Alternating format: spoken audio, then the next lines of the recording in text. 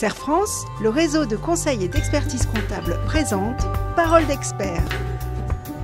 Serre France, partenaire de la performance des chefs d'entreprise.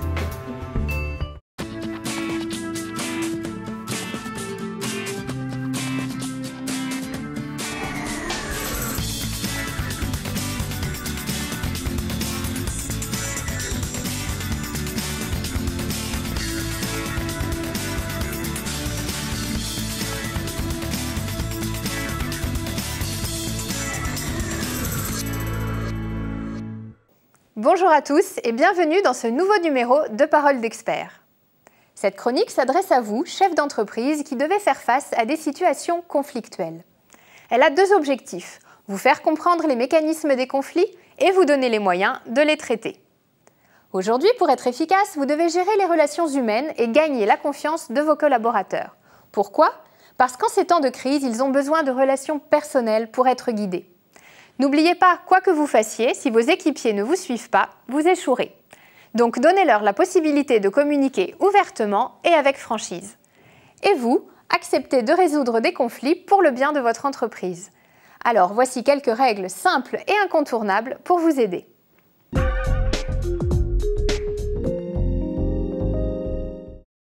Premier conseil, admettre et comprendre le conflit. C'est le premier pas vers un management efficace. Jamais un mot plus haut que l'autre, jamais d'énervement ni de dispute. Ce ne serait que du bonheur. Malheureusement, dans la vie quotidienne d'une entreprise, les conflits sont inévitables. Il est possible de les éviter en prenant du recul et en essayant de trouver le bon compromis. Mais le conflit peut être utile lorsqu'il permet de redéfinir la relation avec les salariés sur de nouvelles bases, plus saines et plus stables. En revanche, le conflit devient dangereux lorsqu'il contraint à la fuite, à la soumission ou à la violence.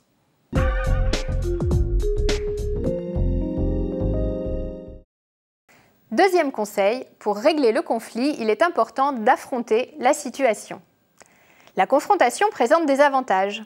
Un coup de gueule pour dire « ça suffit, vous m'ennuyez » ou encore « je ne suis pas d'accord » peut être nécessaire dans une situation tendue.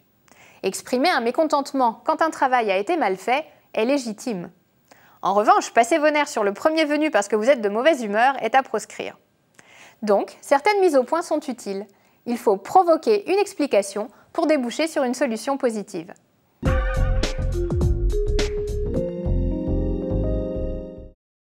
Troisième conseil, si vous voulez prévenir le conflit, vous devez respecter des règles de management. Établir et faire respecter des règles du jeu claires. Il s'agit de définir le périmètre du terrain de jeu collectif. Ce sont les bonnes conduites auxquelles personne ne déroge. Faire accepter des points de vue différents. Sans être d'accord avec tout, il faut savoir écouter et entendre un point de vue différent du sien. Rappeler l'objectif commun, il faut donner un sens à la mission de chacun, distribuer des tâches et offrir des perspectives de progression à vos collaborateurs. La motivation ne se limite pas au statut et au salaire.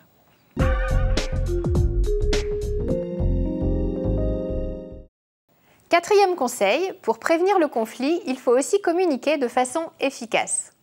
N'oublions pas que vous êtes d'abord vu, ensuite entendu et éventuellement compris. Lorsque vous ne parlez pas, vous exprimez quand même quelque chose. Soit vous ne souhaitez pas vous exprimer, soit vous refusez le dialogue. Toute communication fonctionne sur deux niveaux. Le fond, c'est le contenu, et la forme, c'est la relation. La communication est donc une donnée clé de la prévention des conflits. Et pour cela, il est nécessaire d'appliquer des règles de bon sens. Écouter ce que l'autre a à dire et se parler. Débloquer la parole et aller vers l'autre. Ne pas juger trop vite, chacun doit pouvoir exprimer son point de vue. Adapter ses messages à la personnalité de vos interlocuteurs. Et enfin, organiser des réunions utiles pour valoriser ses collaborateurs et les responsabiliser dans la recherche de solutions. Chacun donne son avis en fonction de son expertise et le chef d'entreprise tranche en justifiant sa décision. En conclusion, à faire appliquer ces règles et à vous les appliquer à vous-même, vous deviendrez un exemple. Il ne faut pas tomber dans le piège du « faites ce que je dis, ne faites pas ce que je fais ». Une ligne de conduite pratique, mais qui a ses limites. Car votre équipe calque son attitude sur la vôtre. Dit autrement, vous avez autour de vous les relations que vous méritez. On se retrouve très prochainement pour de nouvelles Paroles d'experts.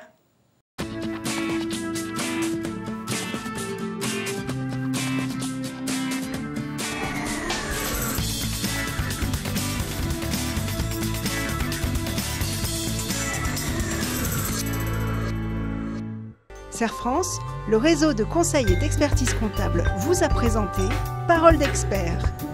CERF France, partenaire de la performance des chefs d'entreprise.